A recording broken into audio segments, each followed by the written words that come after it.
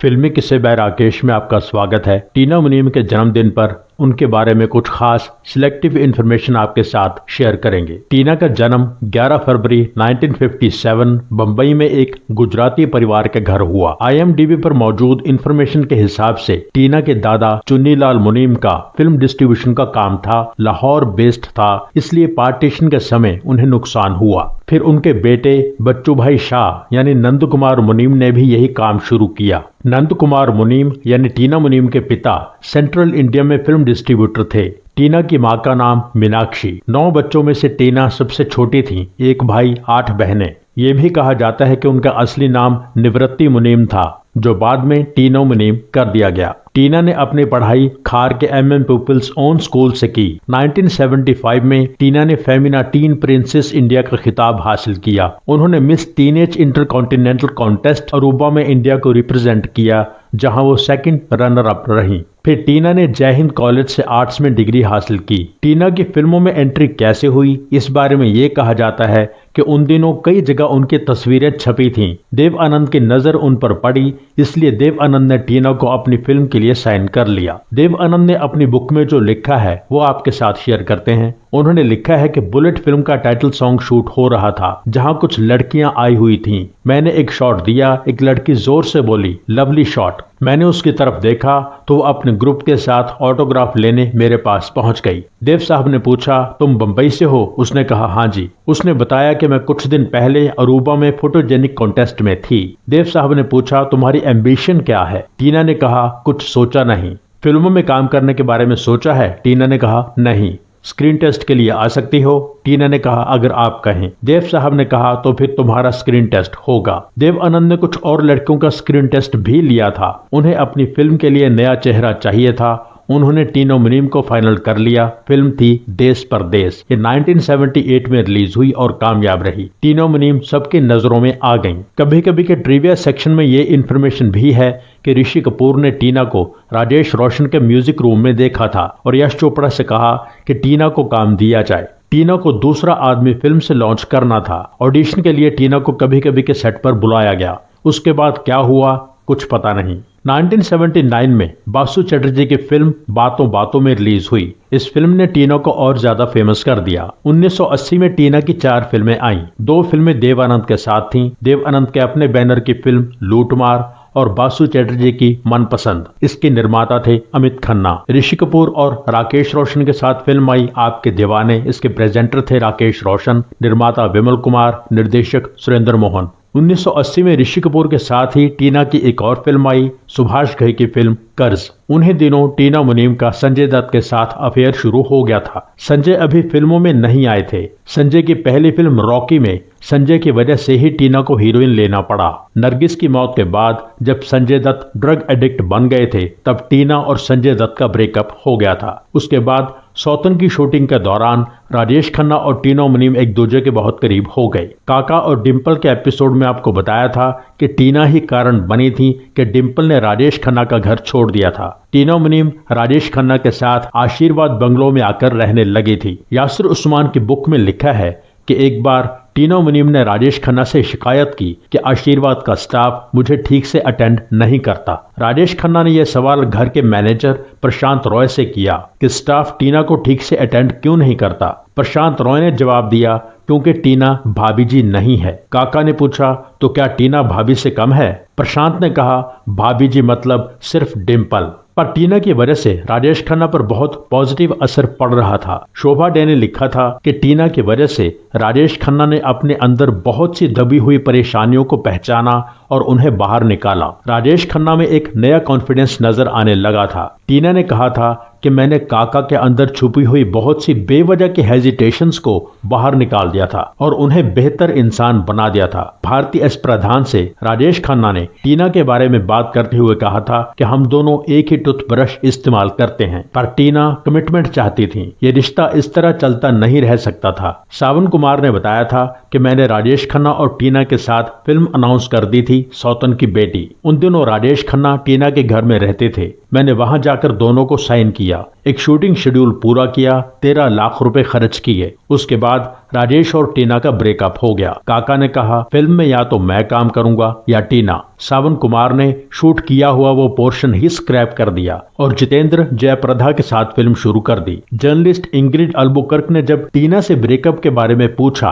तो टीना ने कहा था कि मैं बहुत लंबे अरसे से कह रही थी कि कब आप डिंपल को तलाक दोगे और हम शादी करेंगे। ये रिश्ता ऐसे कहीं नहीं पहुंचेगा, पर काका टालते ही रहे। आखिरकार मैंने ये रिश्ता खत्म करना ही बेहतर समझा। शोभा डे ने टीना से पूछा था कि क्या राजेश खन्ना और तुम सच में एक दूसरे से प्यार करते थे। टीना ने कहा था कि राजेश खन्ना किसी से प्यार कर ही नहीं सकते, वो सिर्फ अपने आप से प्यार करते हैं। इस दौरान टीना मुनीम का फिल्मी करियर भी आगे बढ़ता रहा, पर कोई कमाल का काम या कमाल का रोल उन्हें नहीं मिला। इसका एक कारण यह भी था कि राजेश खन्ना के साथ अफेयर होने पर टीना का फोकस फिल्मों की तरफ ज्यादा नहीं था और वो बहुत एम्बिशियस भी नहीं थी। सिमी ग्रेवाल के शो में उन्होंने खुद बताया था कि फिल्मी करियर पर मेरा ज्यादा फोकस नहीं था। पहली बार टीना मुनीम को अनिल अंबानी ने एक शादी के फंक्शन में देखा था। टीना की तरफ ध्यान जाने की खास वजह सिर्फ टीना की खूबसूरती नहीं थी, उनकी ड्रेस भी थी। उस शादी में सिर्फ टीना मुनीम ने ही ब्लैक साड़ी पहनी हुई थी। अनिल अंबानी टीना के दीवाने यहीं से हो गए थे। कुछ महीने बाद अनिल अंबानी फिलाडेल्फिया में थे, वहां उन दिनों टीना भी थी। किसी कॉमन पर्सन ने दोनों को एक दूसरे से प्रॉपर्ली इंट्रोड्यूस करवाया। टीना को बताया गया कि अनिल उन्हें बहुत पसंद करते हैं, उन्हें डेट पर ले जाना चाहते हैं। टीना उन्हें ज्यादा जानती नहीं थी, इसलिए इनकार कर दिया। फिर बहुत लंबा अरसा गुजर गया। 1986 में टीना के किसी खास ने कहा कि अनिल अंबानी आपसे मिलना चाहता है, अच्छा इंसान है, गुजराती है, एक बार मिल लीजिए। टीना ने अधूरे मन से हाँ तो कर दी, पर टाल मटोल करती रही, क्योंकि उस समय टीना खुद किसी रिलेशनशिप के लिए तैयार नहीं थी। 5-6 बार टालने के बाद आखिर टीना ने अनिल अंबानी से मुलाकात कर ही ली। पहली मुलाकात में टीना को अनिल की सिंपलिसिटी, सादगी बहुत पसंद आई। फिर अगले 2 महीने में दोनों ने कुछ और मुलाकातें की, पर शादी की बात नहीं हुई। एक अंडरस्टैंडिंग डेवलप हो रही थी। उस समय टीना अपने फिल्मी लाइफ को बाय करने की कोशिश में थी। इंडस्ट्री छोड़ने का मन ऑलमोस्ट बना ही लिया था। अनिल अंबानी का परिवार जानता था कि अनिल आजकल किससे मिल रहा है। अनिल ने अपने परिवार को अपने दिल की बात बताई, पर परिवार का कहना था कि टीना फिल्म एक्ट्रेस है, हमारे ट्रेडिशनल परिवार में फिट नहीं बैठेगी। टीना की लाइफ में अब तक जो हुआ था वो किसी से छुपा हुआ नहीं था। अनिल ने सारी बात टीना के सामने क्लियर की कि ये सिचुएशन है। फिर दोनों ने यही फैसला किया कि ये मुलाकातें यही बंद करनी पड़ेंगी। दोनों ने मिलना बंद कर दिया। इस दौरान टीना ने अपनी फिल्मी कमिटमेंट्स पूरी करके अमेरिका जाने का फैसला किया, इंटीरियर फैशन डिजाइनिंग स्टडी करने के लिए। टीना की एक बहन ऑस्ट्रेलिया में रहती थी, तो टीना अमेरिका, इंडिया, ऑस्ट्रेलिया के बीच कई बार ट्रैवल करती थी। अनिल अंबानी किसी और से शादी करने के लिए तैयार नहीं थे। अनिल ने खुद बताया था कि मैं उस समय टेंशन के दौर से गुजर रहा था। 3-4 साल तक दोनों के बीच कोई कम्युनिकेशन नहीं हुई। सिर्फ एक बार छोटी सी बात हुई।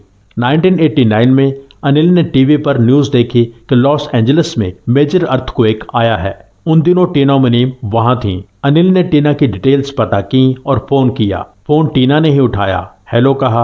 आवाज पहचान कर अनिल ने कहा, हेलो, आर यू ओके? टीना ने कहा, हाँ। What a pleasant surprise. Anil ने कहा, मैंने अर्थक्वेक के बारे में सुना था। टीना ने कहा, वो जगह यहाँ से बहुत दूर है, मैं ठीक हूँ। टीना अपनी बात कह ही रही थी कि अनिल ने लाइन डिस्कनेक्ट कर दी। बस इतनी सी बात हुई दोनों में। इस दौरान अनिल अंबानी अपने परिवार को लगातार कन्विंस कर रहे थे कि मैं टीना से ही शादी करूंगा, पर आपके आशीर्वाद के साथ। परिवार ने अनिल को हरी झंडी दिखा दी। 1989 की फोन कॉल के बाद 1990 के आखिर या 1991 के शुरू में अनिल ने टीना को कॉल की और हिंट दिया कि तुम्हें बंबई वापस आना चाहिए, पर टीना अगले कई दिन तक नहीं आई। कई हफ्ते के टाल मटोल सुनने के बाद अनिल ने टीना से कह दिया कि तुम कब आ रही हो, इसके बाद मैं तुम्हें कभी कॉल नहीं करूंगा। अब टीना को लगा कि देर नहीं करनी चाहिए, यह मौका हाथ से चला जाएगा। टीना बंबई पहुंच गई। अनिल ने टीना को अपनी फैमिली के पास बिठाया और खुद वहां से चले गए। टीना की बातचीत अनिल के परिवार से हुई, सबको टीना पसंद आई। अनिल ने टीना को कुछ नहीं बताया था, पर पूरा शेड्यूल बना के रखा हुआ था, किस दिन टीना मेरे परिवार से मिलेगी, अगर सब ठीक रहा तो किस दिन हमारी एंगेजमेंट होगी, किस दिन शादी होगी। इंटरेस्टिंग बात यह थी कि अनिल ने शादी के लिए टीना को प्रपोज भी नहीं किया था। अनिल की गैर हाजिरी में उनके बड़े भाई मुकेश ने टीना से पूछा कि अगले महीने तुम्हारी और अनिल की शादी है, तुम इसके लिए तैयार हो? टीना यह सुनकर हैरान हो गई। नीता अंबानी ने कहा कि तुम मुकेश जी की बात पर ध्यान ना दो, ये तो मजाक करते रहते हैं। पर असली बात तो टीना तक पहुंच ही गई थी। इसके बाद प्रॉपरली प्रपोज करने के लिए अनिल अंबानी टीना के खार वाले घर पहुंचे, जहां टीना की बहन और जीजा भी थे, जो अनिल को देख के हैरान हुए। टीना के जीजा ने टीना की मां से कहा कि अनिल आया है। अनिल अंबानी ने बहुत मजाहिया अंदाज में टीना की मां से बात की। उन्होंने मां से कहा कि आप अपनी बेटी से बहुत प्यार करती हैं। मां ने कहा हाँ। अनिल ने कहा यानी आप नहीं चाहती कि टीना यह घर छोड़कर कहीं जाए? तो फिर ठीक है, आप इसको यहीं रखिए, आगे बात करने का कोई फायदा ही नहीं है। अदरवाइज मैं तो ये कहने आया था कि मैं टीना से शादी करना चाहता हूँ। एक पल के बाद टीना की माँ को बात समझ आई कि अनिल ने क्या कहा है। फाइनली फरवरी 1991 अनिल और टीना की शादी हो गई।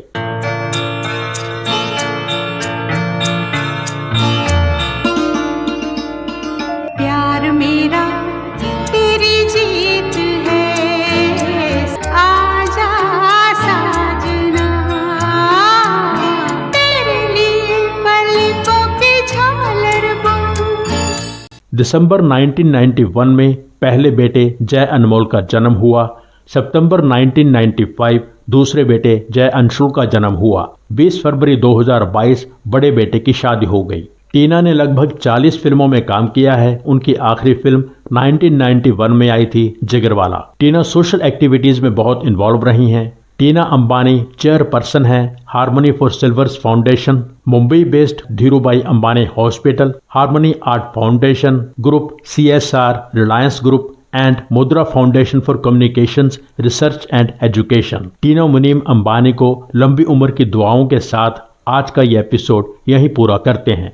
एपिसोड के बारे में अपनी राय जरूर लिखें। एपिसोड लाइक जरूर कीजिए, शेयर कीजिए, कमेंट कीजिए। Thank you so much. जिन दोस्तों ने चैनल सब्सक्राइब नहीं किया है प्लीज सब्सक्राइब कर लीजिए। सब्सक्राइब करके बेल आइकन में ऑल पर क्लिक कीजिए। एपिसोड लाइक कीजिए, शेयर कीजिए, कमेंट कीजिए। Thank you so much for watching.